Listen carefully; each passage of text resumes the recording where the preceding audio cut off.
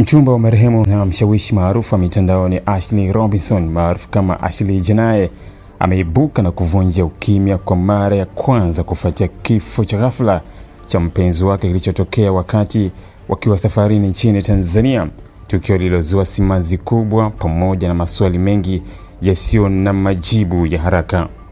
Kupitia ujumbe aliyouchapisha mtandaoni, Jamaican alielezea kwa kina maumivu mazito aliyoyapata baada ya kumpoteza mchumba wake, akisema bado yupo katika hali ya mshtuko na hawezi kupata maneno sahihi ya kuelezea pengo kubwa lililoachwa na Ashley katika maisha yake.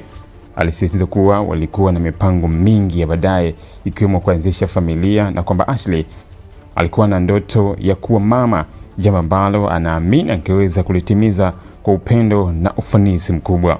Katika ujumbe huo, Joy pia alielekeza salamu za pole kwa wazazi wa marehemu Yolanda Anders na Harry Robinson, akielezea kuwa kifo hicho ni pigo kubwa si tu kwake bali pia kwa familia nzima na wale waliomfahamu Ashley. Alimwelezea marehemu kama mtu mwenye moyo wa kipekee aliyegusa maisha ya wengi kupitia uwezo wake mtandaoni na nje ya mitandao. Kwa mujibu wa taarifa zilizoripotiwa, tukio hilo la kusikitisha lilitokea ndani ya villa waliokuwa wamefikia wakati wa mapumziko nchini Tanzania, siku chache tu baada ya Joy kumpa Ashley pete ya uchumba. Inadaiwa kuwa Ashley alipatikana akiwa hana fahamu kabla ya kukimbizwa hospitalini ambako madaktari walithibitisha kifo chake. Awali vyombo vya usalama vilianza kuchunguza tukio hilo kwa mtazamo wa uwezekano wa kujua, lakini familia ya marehemu imepinga vikali dhana hiyo, ikisisitiza kuwa Ashley hakuwa na dalili zozote za msongo wa mawazo au sababu ya kujidhuru. Kutokana na hali hiyo, familia imeanza kufanya uchunguzi wake binafsi ili kubaini ukweli wa kilichosababisha kifo hicho cha ghafla.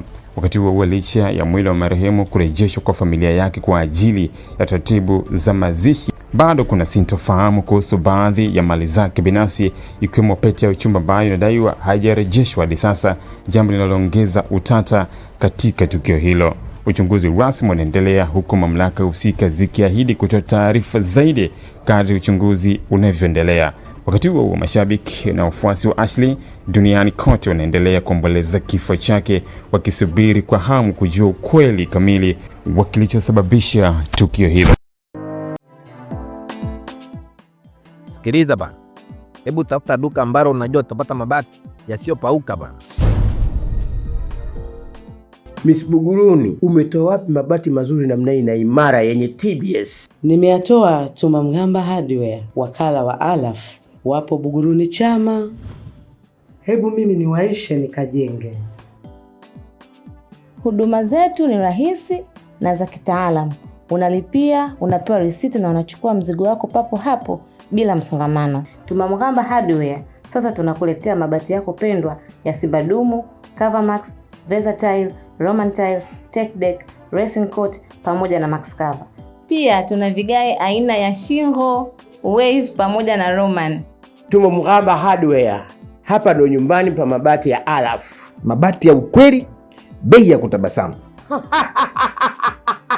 Kwa mawasiliano, wasiliana nasi kupitia namba 0754 300 746 au 0655 300 746. Pia unaweza kuwasiliana nasi kwa barua pepe mghambatumaini@yahoo.com. Tumamgamba Hardware, nyumbani pa mabati ya Alaf.